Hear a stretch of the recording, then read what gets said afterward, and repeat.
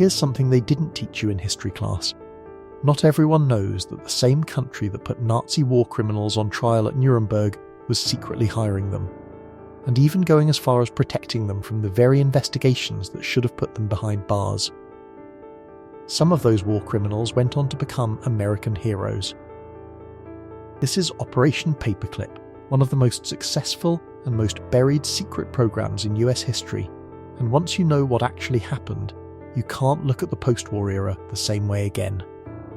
Stay tuned, because the government doesn't want you to hear this. Setup. To understand how this happened, you have to understand what the world felt like back then. It was 1945. Germany had just surrendered. The war was over, but the relief didn't last long. On the other side of Europe was the Soviet Union, a former ally that was already positioning itself as America's next great threat. The Cold War hadn't started yet, but the people inside US intelligence could see it coming. And they had a problem. Nazi Germany had built the most advanced weapons program in the world: ballistic missiles, jet aircraft, chemical research decades ahead of anything America had. And the scientists behind all of it were now sitting in a collapsed country with no government and nowhere to go. The question wasn't whether to recruit them. The question was how fast and how much. Rising tension, American military officers were on the ground in Germany before the surrender was even signed. Their mission wasn't to arrest people. It was to find documents, blueprints, research files, and the men who created them.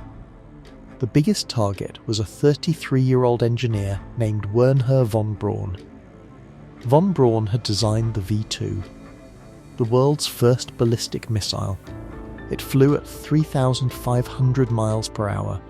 It could hit a target 200 miles away. There was no defense against it. Germany had launched over 3,000 of them at civilian cities. But here's what his file also said.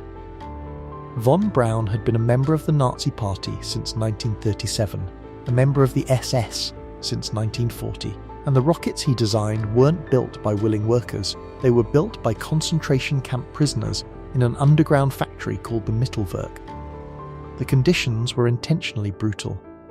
More people died building the V2 than were ever killed by it. American officers found von Braun hiding in the Austrian Alps. He had buried a ton of classified documents in a mine shaft to keep them away from the Soviets. He wasn't arrested. He was offered a contract. Core story. Now here's where it gets hard to explain away. American immigration law in 1945 explicitly banned anyone with Nazi Party membership from entering the United States. No one involved in the genocide of millions of people was allowed to set foot on United States soil. The agency needed to act, and they acted fast. The agency running the recruitment program took a bold step and did something completely unbelievable. They changed the files. A declassified record shows one scientist described in the original as an ardent Nazi. In the version sent up the chain for approval, that line had been quietly rewritten to say not an ardent Nazi. They edited the evidence, then sent it to the White House. President Truman signed off on the program in September 1945. More than 1,600 German scientists came to America under Operation Paperclip.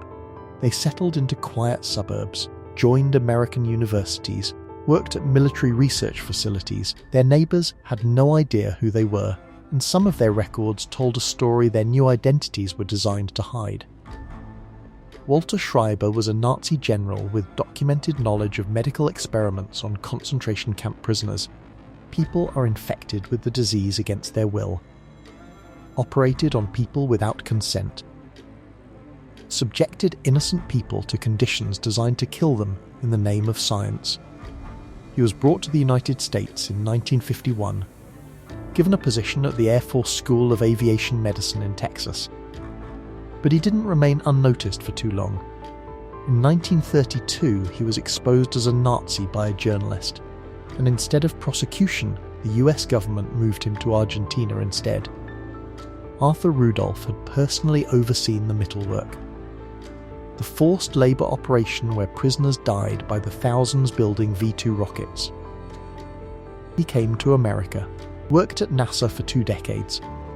In 1969, he received the NASA Distinguished Service Medal, the same year Apollo 11 landed on the moon, in 1984, the Justice Department confronted him with the evidence.